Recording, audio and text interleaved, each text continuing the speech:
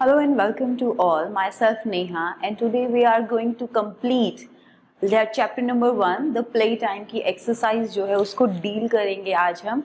I hope आप सबको last previous video में explain किया गया chapter the playtime अच्छे से समझ में आया होगा और आप सभी तैयार होंगे उसकी exercise को deal करने के लिए. So now have a look at the exercise of playtime. So recall करेंगे हम अपने सारे chapter को कि हमने क्या क्या पढ़ा था. That was the story of three friends. वो तीन दोस्तों की स्टोरी है, अफजल की, मोहन की एंड नूरी की. So उन्हीं सारी चीज़ों को देखेंगे कि वो लोग एटिक पर खेलने गए थे, what kind of game they were playing there, वहाँ उन्होंने कौन कौन से गेम खेले थे. तो उन्हीं के बेसिस पर हमारी एक्सरसाइज को हम डील करेंगे. फाइन. सो फर्स्ट एक्सरसाइज है let us find the answer from the story. हमें अपनी स्टोरी को ही रिकॉल करना है जो हमने बहुत अच्छे से एक्सप्लेन करके समझी थी, अंडरस्टैंड की थी. उसी स्टोरी के सारे फैक्ट्स को हम रिकॉल करते हुए इन आंसर्स को फाइंड आउट करेंगे. So the first statement is complete this statement. हमें in statement we are given some statement. हमारे पास कुछ स्टेटमेंट्स हैं जो इनकम्प्लीट हैं, जो अधूरी हैं. हमें with the help of some word in statements को कंप्लीट करना है. Like first statement is the children did not go out to play because बच्चे बाहर क्यों नहीं जा पाए थे खेलने के लिए? Because that was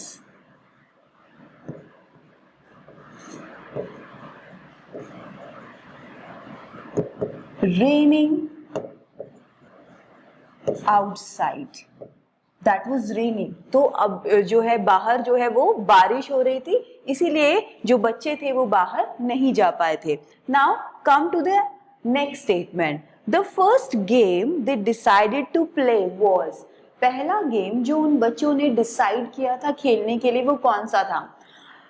रिकॉल करेंगे that they have played 2 games. उन्होंने वहां पर 2 गेम खेले थे. पहले उन्होंने ब्रूम्स के साथ खेलना शुरू किया था, soldier soldier, and secondly they pretend something bye wearing different cloth.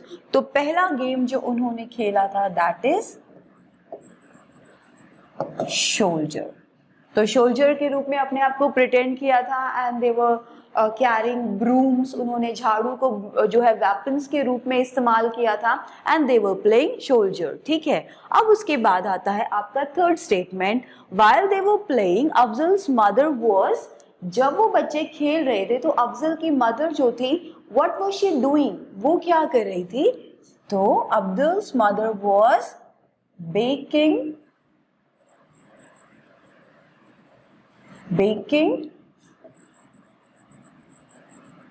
Cookies. तो अफजल की मदर जो है वो क्या कर रही थी? She was baking cookies. वो कुकीज या बिस्किट जो है उनको बेक कर रही थी for the childrens to so that the children could eat them, ताकि वो बच्चे जो हैं उन्हें खा सके.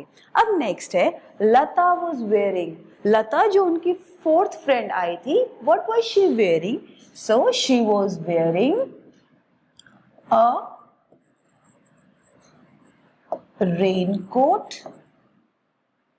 So she was wearing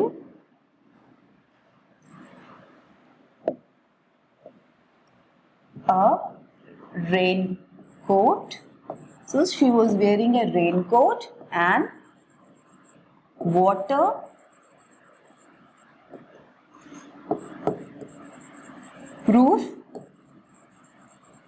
shoes.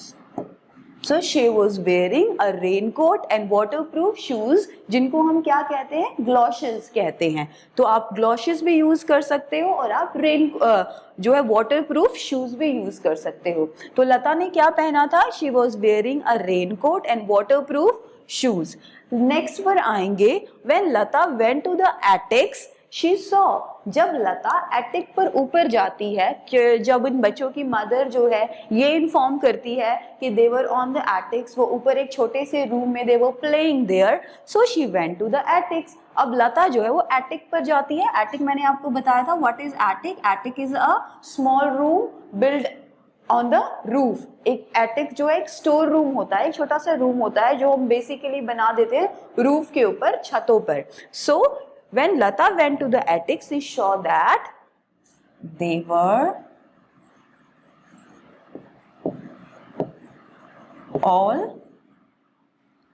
they were all sleeping. वो सारे के सारे जो बच्चे थे they were all sleeping, वो सभी सोए हुए थे.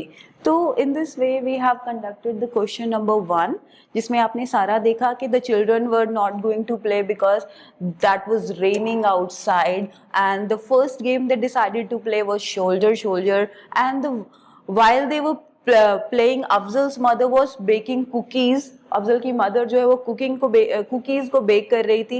And Lata was wearing a rain coat and waterproof shoes, जिनको हम ग्लोशियस भी बोलते हैं. And when Lata went to the attic she saw they were all sleeping, वो सारे के सारे जो थे वो सोए हुए थे. अब नेक्स्ट आता है आपका question number B. Let us read between the line. We are going to discuss, we are going to understand these questions, और इनकी जो PDF फाइल है, आंसर्स की PDF फाइल है, we will send to them with all their answers. but हम इनके questions के meaning समझेंगे और इनके answer समझेंगे. How do you think the children use the broom in the game of soldier? आप क्या सोचते हो? How do you think? आप कैसे सोचते हो कि चिल्ड्रंस ने ब्रूम्स को जो है, ब्रूम्स को, झाड़ू जो उन्होंने ब्रूम्स का या झाड़ू का यूज किया था in the game of soldier, किस रूप में उन्होंने, हाउ दे, कैसे उन्होंने यूज किया था झाड़ू को या ब्रूम्स को अपने गेम में? They use it as a weapon. तो आप लिखेंगे बेसिक, इसका आंसर होगा weapons. So they use the brooms as weapon. उन्होंने, आप यहां से लिखना शुरू करेंगे अगर आप फाइंड आउट कर पाए तो. देखिए, the children use the broom as, यहां पर एज अ वेपन. तो उन्होंने ब्रूम को कैसे यूज किया था? एज अ वेपन यूज किया था. तो एक आंसर, क्वेश्चन में से आंसर आप कैसे फाइंड आउट करोगे? लाइक यहां से आप लिखना शुरू करोगे, the children use the broom as a weapon. तो आपने सिर्फ एज वहां ऐड करना है और ए वेपन आपने यहां ऐड करना है. लुक, अब इस तरीके से फर्स्ट क्वेश्चन जो है वो सॉर्ट आउट कर दिया. Now come to the second question. Why do you think Afzal frequently use command about turn? Frequently का मतलब क्या होता है? At a regular interval. जब आप बहुत जल्दी जल्दी कोई चीज करते हो, बहुत बार बार कोई चीज करते हो, दैट इज कॉल्ड फ्रीक्वेंटली. तो आपको क्यों लगता है, आप ये ऐसा क्यों सोचते हो कि अफजल जो है फ्रीक्वेंटली बार बार कमांड दे रहा था, एक कमांड, एक आदेश दे रहा था, और वो कमांड क्या थी? अबाउट टर्न, जैसे मिलिट्री में दी जाती है. तो ऐसा क्यों कर रहा था Afzal? Because they were playing soldier, so that is why Afzal जो है बार बार कमांड दे रहा था अबाउट टर्न की. तो आंसर आप कहां से निकालोगे? अफजल फ्रीक्वेंटली, यहां से आप आंसर लिखना शुरू करोगे. Afzal frequently use the command about turn because they were playing soldier. तो ये सारे आंसर वैसे आपको PDF फॉर्म में मिल जाएंगे, but we are also explaining them in order that you can betterly understand these question answers. Okay, now अब आता है हमारा C part. It is like creative writing. ये आपका क्रिएटिव राइटिंग का पोर्शन. फाइन, इसमें आप क्रिएटिवली राइट करना सीखोगे चीजों को. क्या है? Let us go beyond the story. Let us go beyond the story. Beyond का मतलब क्या होता है? किसी चीज के पार जाना. यानी कि जो स्टोरी में कहानी हमें बताई गई है उससे अलग सोचकर उसको अपने व्यू में कुछ मेंशन करना. What else? अब आ जाइए क्वेश्चन के ऊपर. Try to understand this question. What else? Else का मतलब क्या होता है? अलावा. What else do you think the children could have done instead of going up to the attic to play? आप क्या सोचते हो कि बच्चे एटिक पर जाकर खेलने के बदले और क्या कर सकते थे? Okay students, so we are dealing with creative writing. Creative writing को आप कैसे कंडक्ट करोगे? Let's see that. So that is creative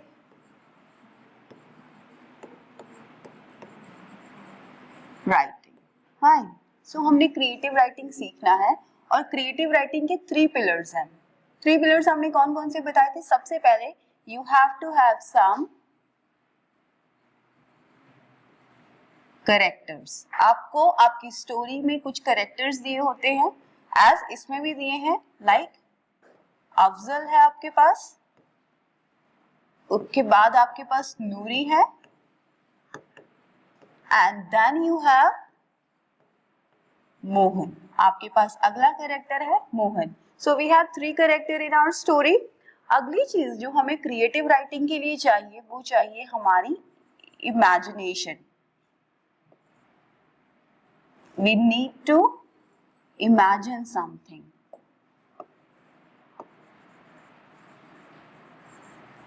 है ना, हमें चीजों को इमेजिन करना पड़ेगा।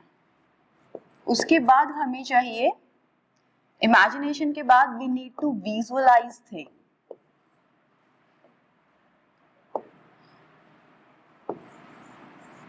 विजुअल डिस्क्रिप्शन, हमें अपने चीजों को विजुअल डिस्क्रिप्शन देना है।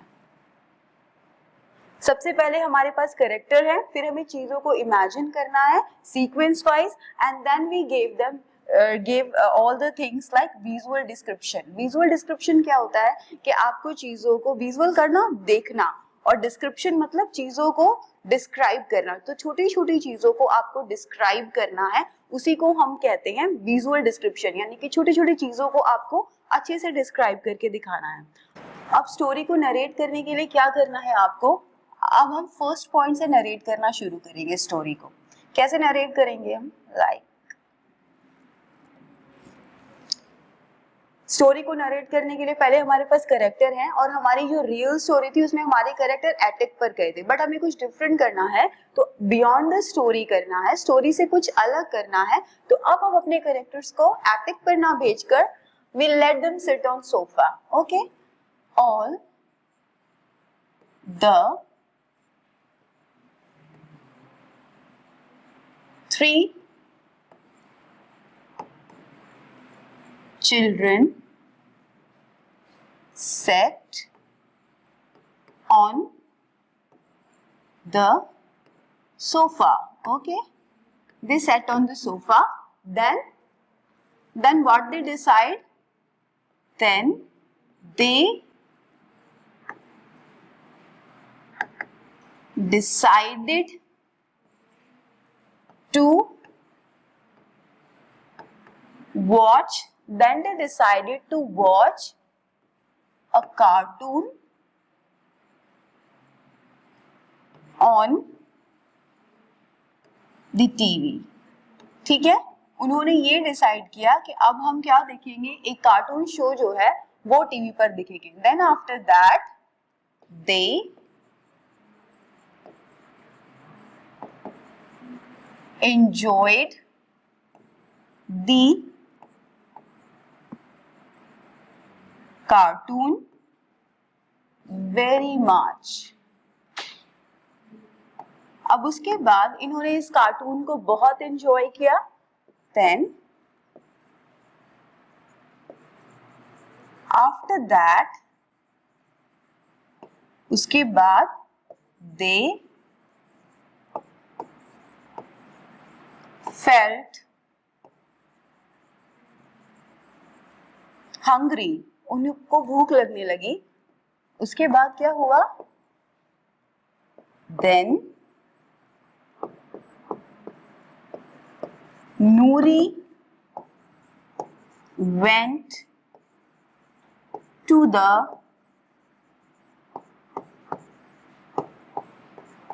kitchen. अब नूरी जो है वो किचन जाती है to bring some cookies. ये सारी डिटेल्स हमारी स्टोरी में है, और उसी स्टोरी की मदद से हमने कुछ कुछ चीजें जो है पिकअप की हैं, and then we try to form sentences out of these things. Then Noori went to the kitchen and bring some cookies. They enjoyed the cookies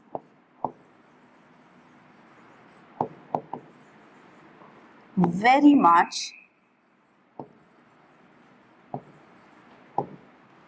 They enjoyed the cookies very much and after that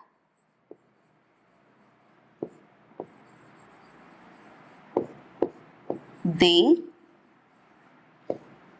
went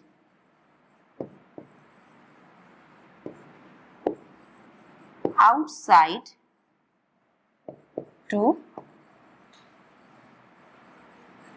play. Now इस तरीके से अब हमने एक पूरा sequence जो है वो क्रिएट कर दिया है. कैसे?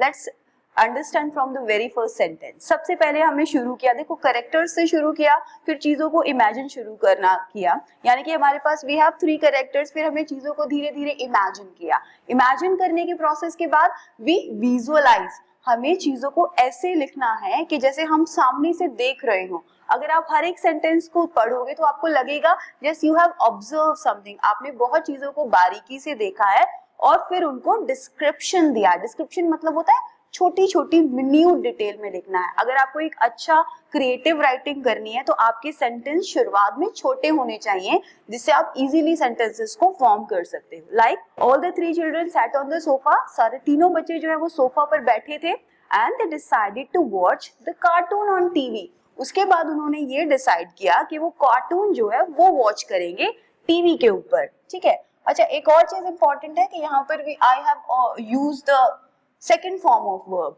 अब मैंने हर जगह यहाँ पर सेकेंड फॉर्म ऑफ वर्ब जो है वो यूज किया है.